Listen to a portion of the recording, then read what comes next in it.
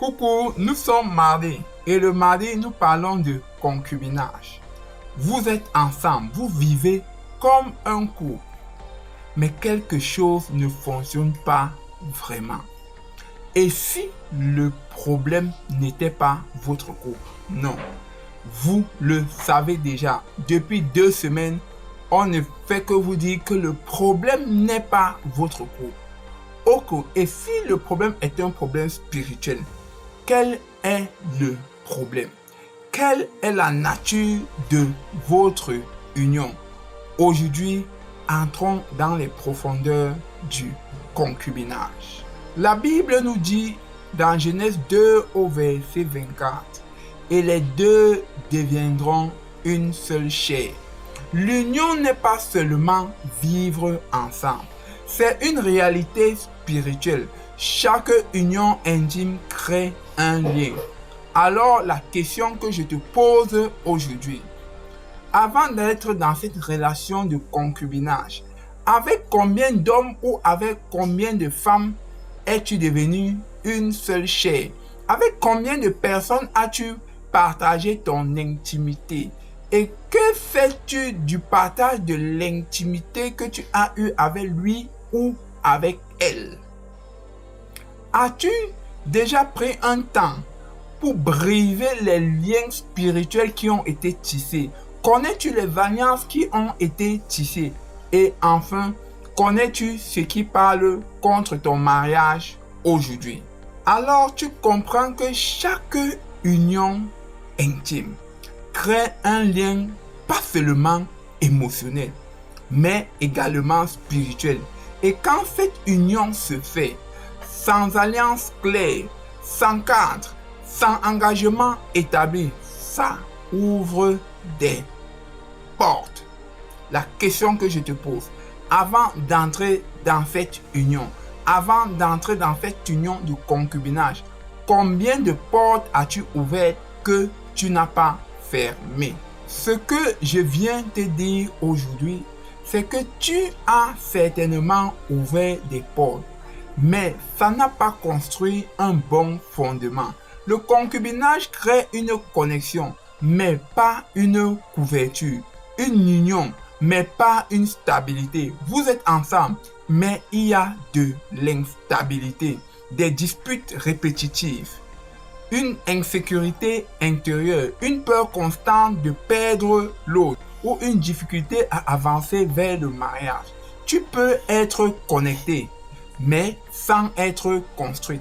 Parce que dans le spirituel, chaque union ouvre une porte.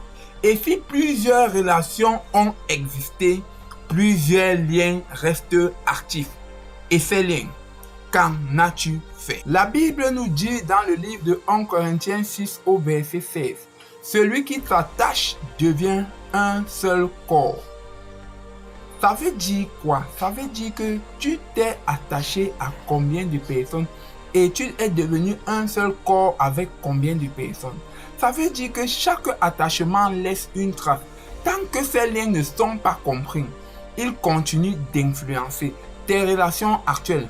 Mais ce qui a été créé peut être restauré.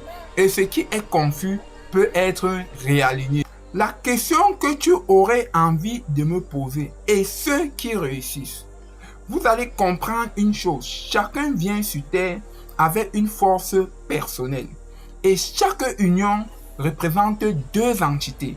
Et généralement, c'est comme la loi de la jungle. Le plus fort puise le plus faible et réciproquement.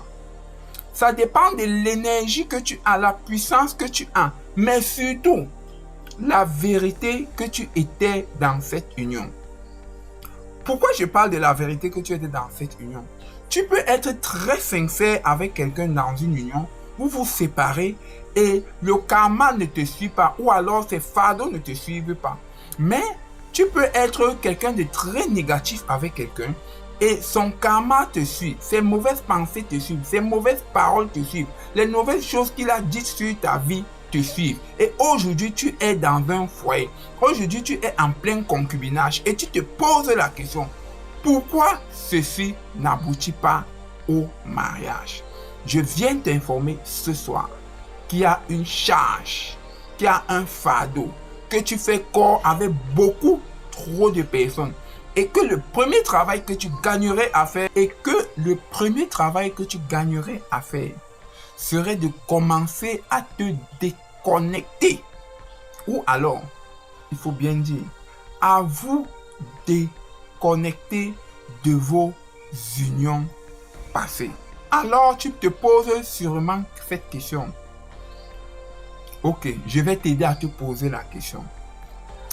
Est-ce que ma relation est construite ou simplement connectée?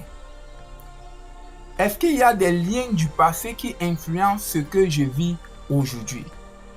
Le concubinage n'est pas seulement une étape, c'est une position qui produit des effets. Et quand tu comprends ça, tu ne regardes plus seulement la relation, mais tu regardes les fondations.